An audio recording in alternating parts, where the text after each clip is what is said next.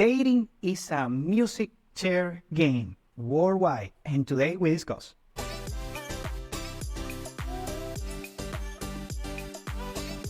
Welcome to Venezuela Insider, the only place in Venezuela for expats, digital nomads, entrepreneurs, investors, travelers, and related internationals.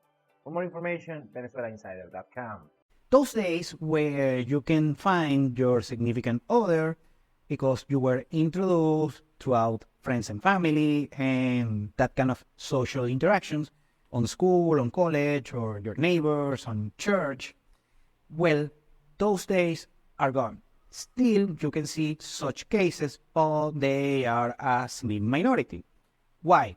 Because right now, the market, the dating market, has been globalized. And basically, any woman has access to any man all over the world. The benchmark for the worldwide dating market is what is known in psychology as hypergamy. Women only want to make a bond or make a couple with men with a superior socioeconomic status. So it works like a Pareto principle that only a handful of men on the socioeconomic hierarchy are the ones that have access to most women all over the world.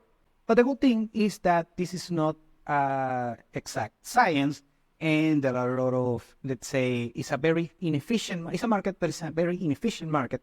So maybe you can find opportunities when you can see how this inefficient market works. And the best way in order to counteract how the social and economic nuances of the worldwide dating market, the best way in order to get value on that particular regard is doing geo-arbitrage. And I explained this many times, but I'm going to explain it yet again. Most likely, your local market, the place where you were born and raised, is not going to be the best market for you because statistically, most likely you are on quote-unquote average in your particular market or slightly above average. And if you are very, very top on your market, okay, very good for you. Well, most likely, statistically, won't be the case. You are on the thick part of the bell curve. Okay, and by the way, nothing wrong. But that is not enough on today's market because you have to be top 1%, top 5% on your particular market in order to get the best value of any given regional market.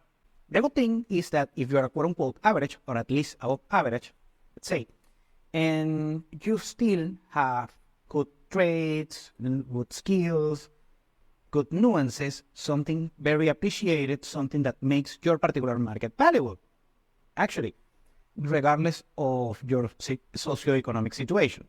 Very good. Could be a physical trait, a behavioral trait, could be a financial trait as well, of course.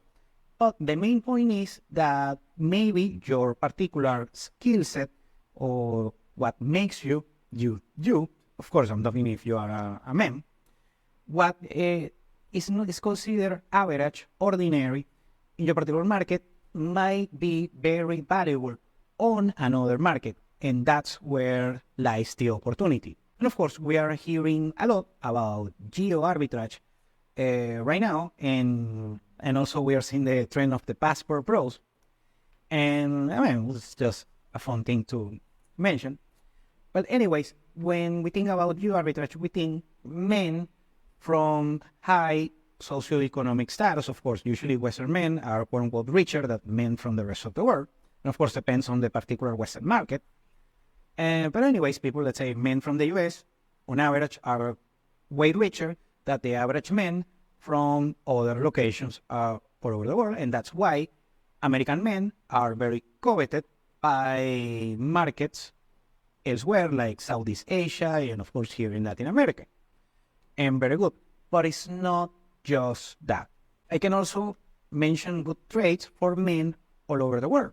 For instance, on average, Asian men are very, regarding IQ, on average, they have higher IQs than people from Western nations in Latin America. So that makes them attractive for markets where men with average IQs are more valuable. And even in cases, for instance, in Latin America here, Latinos have a very particular social skills that are very coveted on markets elsewhere. And also, we have people, let's say, from Eastern Europe, men on Eastern Europe, they are usually, let's say, less financially wealthy on average compared to men in Western Europe and, of course, with North America, US, and Canada. Very good. And those men still usually are good-looking men, tall men, Caucasian men, and they are also valuable for other markets. So, I mean, it's, like I said previously, starting this video, is a music share game, and that's where I'm talking worldwide, you have the best opportunity. Something that I always recommend my fellow Venezuelans is that my fellow Venezuelans, and I'm seeing this in practice recently, they do better with Western women. I'm talking women from Western Europe. I've been in the US many times, and I know a bunch of both Venezuelans, of course, over there, and I know a bunch of Americans as well. And I've seen a lot of relationships where the man is American and the Venezuelan is the female. On the other side, I've seen, of course, a handful of relationships with Venezuelan men with American women. But I have never met a couple where the Venezuelan man is dating a beautiful American woman. I've never seen it. I'm not saying it doesn't exist, but I never seen it. Meanwhile, in Western Europe, talking Western Europe, not even Eastern Europe, men, Venezuelan men, of course, we have this diaspora, and a handful of this big diaspora went to Western Europe, mostly to Spain, but also has trickled down to places like Germany, Italy, the UK, France, and so on. And I'm seeing a very significant cohort of Venezuelan men dating successfully beautiful Western European women, let alone there are there's a rounding error of men that are actually living in Eastern Europe, and I strongly believe that Venezuelan men can be way more successful dating Eastern European women, but there's also a nuances. There are also nuances on that particular regard. The main point is that what is valuable for what skills the Venezuelan men, I'm talking here for Venezuelan men, also including, on a lesser degree, my own experience, is that in Venezuela, what values the Venezuelan market is status. It's the first thing that values. Also values social skills, social nuances, but status is number one. And on a lesser degree, but still very important, physical appearance. And of course, Venezuelan men are, of course, I mean, the attractiveness of men is not as important for females, but still very important. So I've seen this a lot, that many men that are not considered attractive here, because a man that is considered physically attractive here is like a very tall, usually Caucasian man, and European looking, and we have a bunch of men that are good looking but doesn't look like that, and they go to especially Western Europe market, and they are considered more attractive over there. It's funny thing how it works. But also, Venezuelan men are very good with social interactions. So what they do is go over there, take a shot, and since in Europe, the socioeconomic gap is way narrow compared to the US, for instance, that is very big and also is a high-income country. Meanwhile, in Western Europe, countries are not as rich compared to the US, for instance. And the gap between, let's say, a migrant and a middle-class European is not as great, so it's not a big socioeconomic gap that makes it impossible to compete.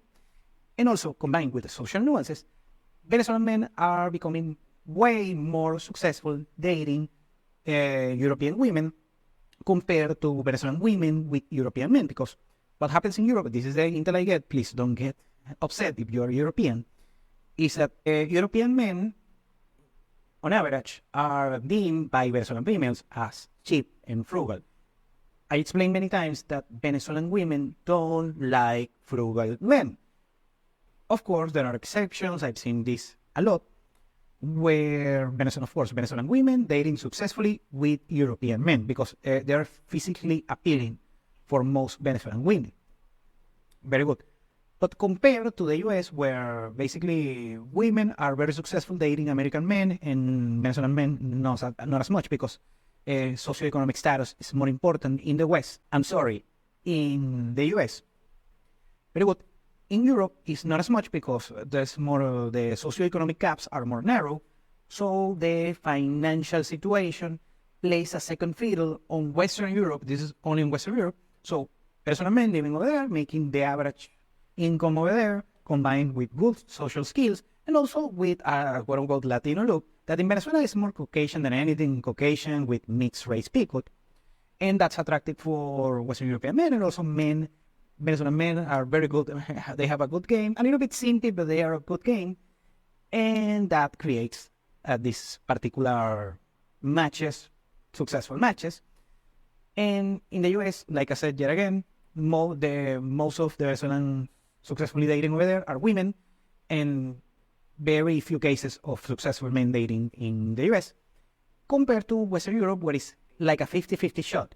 You see the same number of Venezuelan women dating successfully with European men, and Venezuelan men dating successfully with beautiful Western European females. The bottom line is that if you, depending on your particular skills and traits and that kind of good stuff, you put it on the right location, you can be successful no matter what. And that's the lesson for today. Thank you for watching Venezuela Insider. Please like, share, and subscribe. Follow us on social media. If you want to work with us, VenezuelaInsider.com. Thanks again, and have a nice day.